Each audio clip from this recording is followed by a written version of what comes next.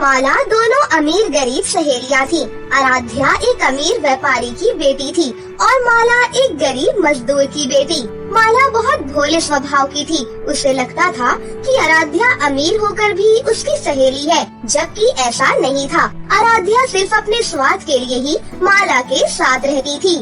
माला, आज मेरी तबीयत थोड़ी ठीक नहीं है और तू जानती है ना, मेरी कॉलेज के बहुत से प्रोजेक्ट करने अभी बाकी रह गए हैं। क्या आज तू अपनी कॉलेज से छुट्टी लेकर मेरे प्रोजेक्ट पूरे कर देगी?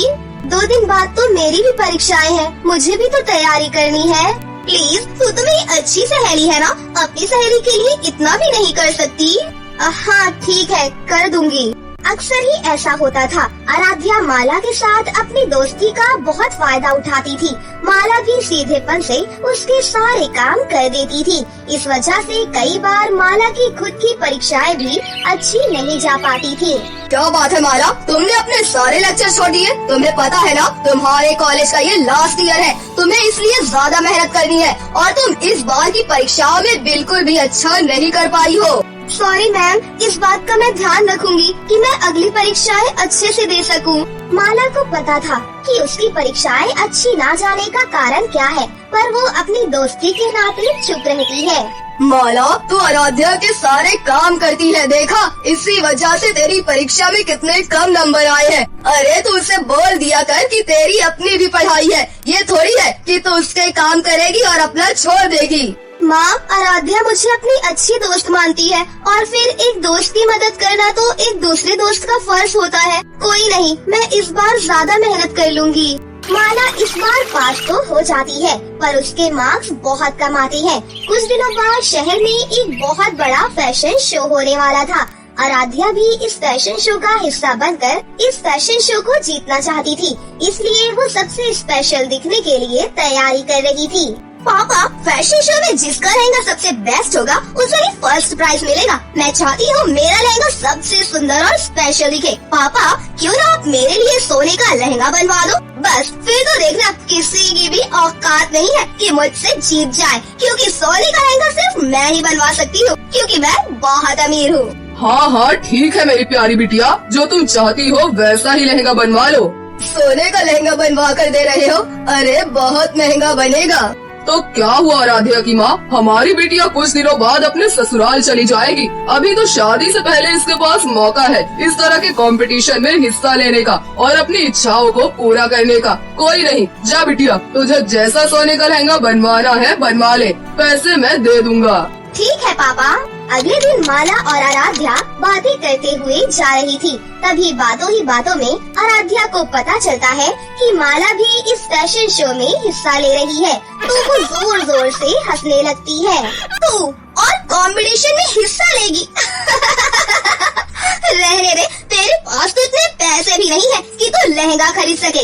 ये कंपटीशन ना हम जैसे अमीरों के लिए है, तुम जैसे गरीबों के लिए नहीं।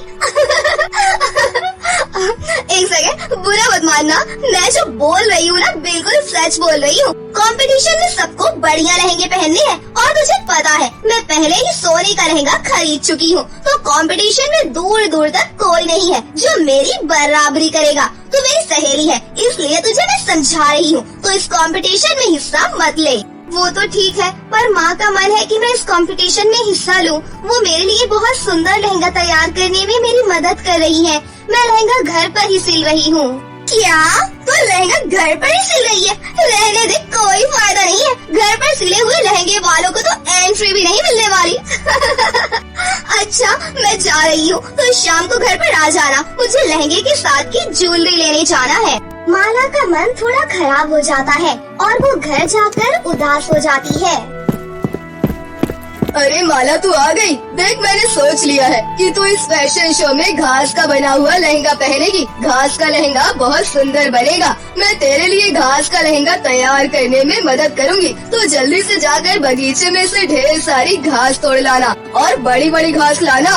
अरे क्या हुआ माला, मैं कुछ बोल रही हूँ। माँ, मैं इस कंपटीशन को नहीं जीत पाऊंगी, मुझे पता है। फिर मैं बेकार में ही मेहनत करूंगी। आपको पता है, आराध्या ने सोने का लहंगा खरीदा है और उसका लहंगा बहुत सुंदर है। वहाँ पर बैठे हुए सारे लोग मुझ पर हंसेंगे अगर मैं घास का लहंगा पहन कर जाऊंगी तो।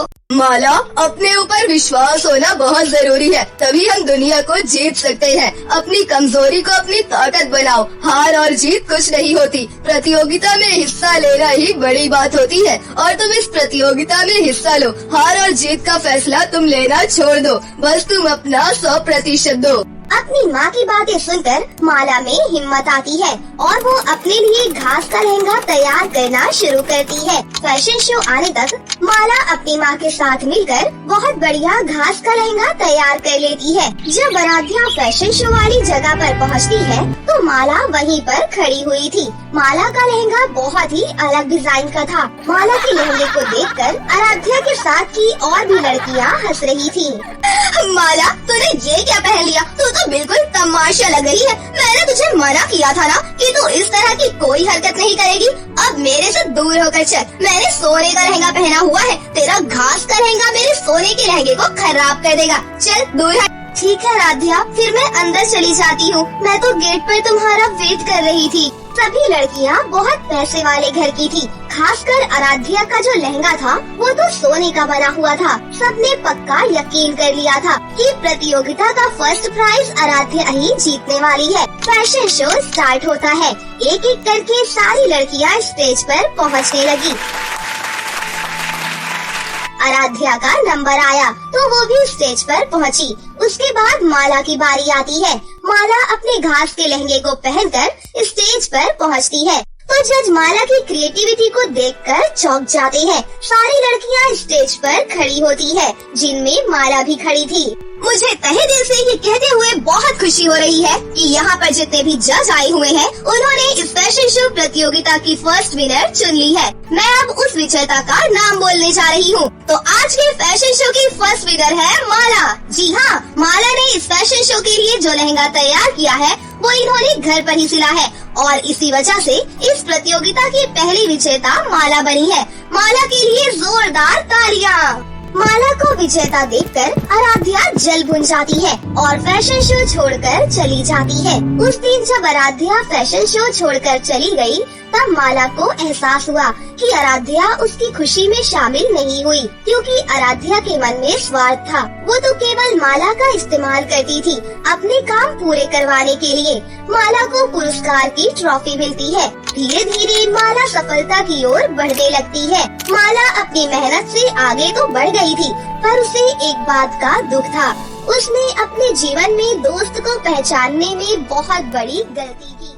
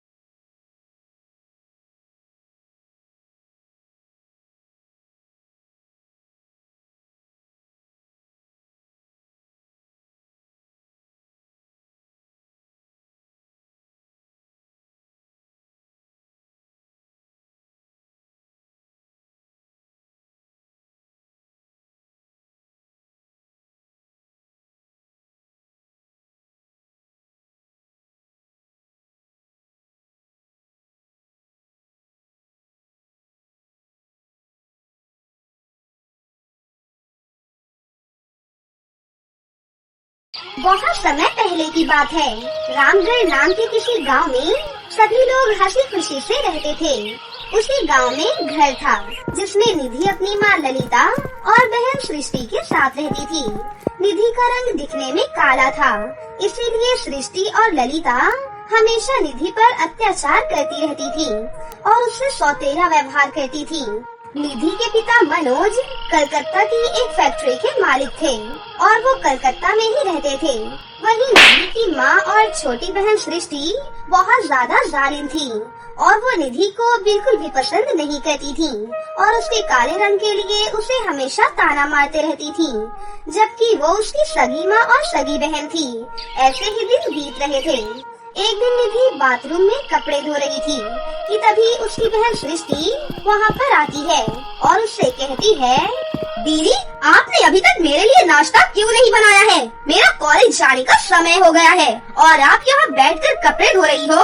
क्या आपको नहीं पता कि मैं हर दिन सुबह कॉलेज जाती हूँ, फिर दोपहर में अपने दोस्तों के साथ क्लब में पार्टी करने जाती हूँ, इसीलिए मैं शाम को लेट घर आती हूँ और आपने मेरे लिए अभी तक नाश्ता भी नहीं बनाया। सृष्टि मेरी प्यारी बहन, मैं अभी बस 2 कपड़े धुलकर फिर तुम्हारे लिए नाश्ता बनाने जा ही रही थी और मैं कैसे भूल सकती हूँ कि मेरी प्यारी छोटी सी गुड़िया बहन हर दिन कॉलेज जाती है। मैं बस नाश्ता तैयार करके तुम्हारे कमरे में ही लाने वाली थी। दीदी अभी मेरे कॉलेज जाने का समय हो गया है और आप यहाँ कपड़ा धोने का बहाना कर रही हो। अगर आप मेरे लिए नाश्ता लेकर आने ही वाली थी तो जरा किचन में चलकर दिखाइए तो, कहाँ आपने मेरे लिए नाश्ता बनाकर रखा हुआ है। सृष्टि निधि पर चिल्ला ही रही होती है कि तभी सृष्टि की आवाज सुनकर निधि की माँ ललिता वहाँ पर आ जाती है और कहती है, क्या हुआ मेरी लाडली बेटी, तू सुबह सुबह इतनी जोर जोर से क्यों चिल्ला रही है और तू अभी तक तैयार क्यों नहीं हुई बेटा? क्या आज तुझे कॉलेज नहीं जाना है? मम्मी अगर दीदी का बस चले तो ये मेरी पढ़ाई ही छुड़वा दे, जैसे कि आपने दीदी की छुड़वा दी और ये अनपढ़ रह गई, वैसे मैं भी रह जाऊंगी। दीदी को मैंने कितनी बार बोला है कि सुबह 5 बजे उठकर सबसे पहले मेरे लिए नाश्ता तैयार किया करो, लेकिन फिर भी दीदी ने मेरे लिए नाश्ता तैयार नहीं किया। अरे कलमोही कहीं की, मैंने तुझे कितनी बार कहा है कि सबसे पहले उठकर मेरी बेटी के लिए सुबह सुबह 1 गिलास जूस उसके कमरे में रख दिया कर और उसके बाद सृष्टि के लिए नाश्ता बनाया कर, लेकिन मुझे तो समझ ही नहीं आता कि मैं तुझसे अपना पीछा कैसे छुड़ाऊं। हाँ माँ, दीदी को मैंने भी कई बार कहा है कि सुबह सोकर उठते ही मुझे मेरे बिस्तर पर 1 गिलास जूस दे दिया करे, लेकिन फिर भी दीदी जानबूझकर मुझे जूस नहीं देती है और हमेशा नाश्ता बनाने में देरी कर देती है। हाँ बेटी, मुझे तो समझ ही नहीं आता कि मैं इस कलमोही का क्या करूँ। मुझे पता नहीं कि सृष्टि के पिताजी ने तुझे घर में क्यों रखा हुआ है। अगर इस घर की मालकिन मैं बन जाऊँ तो मैं तुझे रातों रात ठिकाने लगा दूंगी। इतना कहकर ललिता और सृष्टि निधि को सुनाकर वहाँ से चली जाती है, लेकिन निधि बेचारी अपनी माँ और बहन को कुछ भी नहीं कहती। ऐसे ही दिन बीत रहे थे। कुछ दिनों बाद ललिता और सृष्टि मॉल में शॉपिंग करने जाती है, जहाँ पर उन्हें शॉपिंग करते करते पूरा दिन निकल जाता है। शाम को दोनों थक हार कर जब घर आती हैं, तो उन्हें निधि कहीं भी दिखाई नहीं देती। फिर दोनों माँ बेटी सृष्टि और ललिता इधर उधर देखती हैं। इसके बाद वो दोनों निधि के कमरे में जाती हैं। तभी वो दोनों देखती हैं कि निधि अपने बेड पर आराम से सो रही है। इसके बाद ललिता गुस्से से चिल्लाने लगती है, ये देख बेटी, इस कलमोही को, ये यहाँ आराम से सो रही है और हम दोनों यहाँ थके हारे दिन भर मॉल में शॉपिंग कर रहे थे और ये घर में रहकर मालकिन की तरह बेड पर सो रही है। निधि अपनी माँ की आवाज सुनकर तुरंत ही उठ जाती है और कहती है, माँ आज मेरी तबीयत थोड़ी ठीक नहीं लग रही है, इसीलिए मैं आराम करने के लिए बेड पर लेट गई थी। थकान के कारण कब मेरी आँख लग गई पता ही नहीं चला। वैसे माँ जी, मैंने पूरे घर का काम कर दिया है, मैंने रात का खाना भी बना दिया है, सृष्टि का कॉलेज का होमवर्क भी कर दिया है और छत पर सूख रहे आपके कपड़े भी अलमारी में रख दिए हैं। अच्छा, तो मेरी प्यारी बेटी कल्लू रानी की तबीयत खराब है, लेकिन बेटी तू चिंता मत कर, मैं तेरी तबीयत अभी ठीक कर देती हूँ, बस 2 मिनट में। इसके बाद तेरे बदन का पूरा दर्द गायब हो जाएगा। इतना कहकर ललिता निधि को डंडे से मारने लगती है और वहीं पास खड़ी सृष्टि निधि को पिटता हुआ देखकर नाच नाच कर बहुत खुश होती है। इसके बाद ललिता और सृष्टि अपने कमरे में चली जाती है। निधि अपनी माँ और सृष्टि के अत्याचारों से तंग आकर घर के बाहर चली जाती है। वो भी रात के अंधेरे में सुनसान सड़क पर चल रही थी। निधि चलते चलते एक जंगल में पहुंच जाती है। तभी वो जंगल के बीच देखती है कि वहाँ एक सुंदर सा परीलोक है और गेट पर 2 परियां खड़ी होकर उस पर पहरा दे रही हैं। निधि चलते चलते उन परियों के पास पहुंच जाती है। तभी उनमें से एक परी निधि से कहती है, हेलो निधि, मुझे पता है तुम बहुत परेशान हो और अपनी माँ और बहन के अत्याचारों से तंग आकर अपना घर छोड़कर यहाँ घूम रही हो। और मुझे ये भी पता है कि वो दोनों तुम्हें बिल्कुल भी पसंद नहीं करते और बहुत परेशान करते हैं, इसीलिए तुम आते जाते यहाँ घूम रही हो। इसके बाद निधि परी को अपनी सारी आग बीती सुनाती है। निधि, तुम रो मत, मैं तुम्हारी सहायता करूंगी। मुझे तुम्हारे बारे में सब कुछ पता चल गया है कि तुम एक नेक दिल इंसान हो और मेरे होते हुए कोई नेक दिल लड़की किसी परेशानी में हो, ये मुझे बिल्कुल भी बर्दाश्त नहीं है।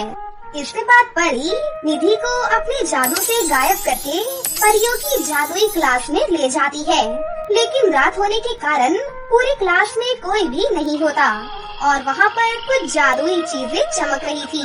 तभी वो परी उन सामानों में से वहाँ एक जादुई घास का लहंगा प्रकट कर देती है और वो घास का लहंगा प्रकट होते ही निधि से बोलता है, हेलो निधि, मुझे पता है तुम यहाँ अपना घर छोड़कर आई हो क्योंकि तुम्हारी माँ और तुम्हारी बहन तुम्हें बिल्कुल भी पसंद नहीं करती और तुम्हें हमेशा परेशान करती हैं। इसीलिए तुम घर छोड़कर यहाँ आ गई हो। परी जी, ये जादुई घास का लहंगा है और ये बोल रहा है, ये कैसे हो सकता है? हाँ निधि, क्योंकि ये एक जादुई घास का लहंगा है और ये तुम्हारी सभी परेशानियों को मिनटों में खत्म कर देगा। हाँ परी जी, क्या आप सच बोल रही हो? मुझे तो ये सभी बातें सुनकर यकीन ही नहीं हो रहा है। क्या सच में ये घास का लहंगा मेरी सहायता करेगा? हाँ निधि, सच में। अगर तुम्हें इस पर यकीन नहीं है तो तुम इस जादुई घास के लहंगे को आजमा कर देख सकती हो। इसके बाद तुम्हें मेरी सारी जादुई शक्तियों पर विश्वास हो जाएगा। नहीं परी जी, आप ये कैसी बातें कर रही हैं? एक तो आप मेरी सहायता कर रही हो और ऊपर से मैं आपका विश्वास न करूं, ऐसा हो ही नहीं सकता। मुझे आपकी बातों पर पूरा विश्वास है। अच्छा, तो अब मैं जाती हूँ। रात बहुत हो रही है, इस जंगल में जंगली जानवर घूम रहे होंगे, इसीलिए मैं घर चलती हूँ। इसके बाद निधि घर की तरफ जाने लगती है कि तभी वो घास का लहंगा अपने जादू से निधि को घर पहुँचा देता है। अपने आप को घर में देखकर निधि हैरान रह जाती है और अब उसे अपने जादुई घास के लहंगे की शक्तियों पर विश्वास हो जाता है। उसके बाद निधि अपने कमरे में जाकर उस घास के लहंगे को वहीं रखकर सो जाती है। अगली सुबह निधि और सबके उठने से पहले जादुई घास का लहंगा सबके लिए नाश्ता बनाकर तैयार कर देता है। उसके बाद जादुई घास का लहंगा निधि को दुनिया की सबसे खूबसूरत लड़की बना देता है। अपने अंदर बदलाव महसूस करके निधि तुरंत ही उठ जाती है। वो जब किचन में जाकर देखती है तो किचन में सबके लिए नाश्ता बनाकर तैयार रखा था। ये देखकर निधि बहुत खुश हो जाती है। इसके बाद वो खुशी खुशी अपने कमरे की ओर जा रही थी कि तभी सृष्टि और ललिता निधि को इतना खुश और खूबसूरत देखकर सोच में पड़ जाती है। निधि अपने कमरे में जाकर अपने आप को शीशे में देखती है तो वो अपने गोरे रंग के कारण बहुत खुश हो जाती है। इधर सृष्टि और ललिता निधि के कमरे की ओर जाती हैं। तभी वो देखती हैं कि निधि उस जादुई घास के लहंगे से बातें कर रही है। तभी सृष्टि निधि को एक थप्पड़ मारती है।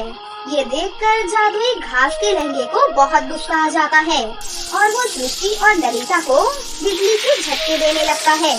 इसके बहुत देर बाद जादुई घास का लहंगा उन दोनों को छोड़ देता है। फिर सृष्टि और ललिता को अपनी गलती का एहसास हो जाता है और वो दोनों निधि से माफी मांगने लगती हैं। लेकिन निधि अपनी माँ और छोटी बहन को माफ कर देती है। उसके बाद से सभी लोग हंसी खुशी से रहने लगते हैं। उस दिन से निधि को जब कभी भी किसी चीज की कमी होती है तो वो उस जादुई घास के लहंगे से मांग लिया करती थी और उसके बाद से सभी लोग एक साथ मिलजुल कर रहने लगते हैं।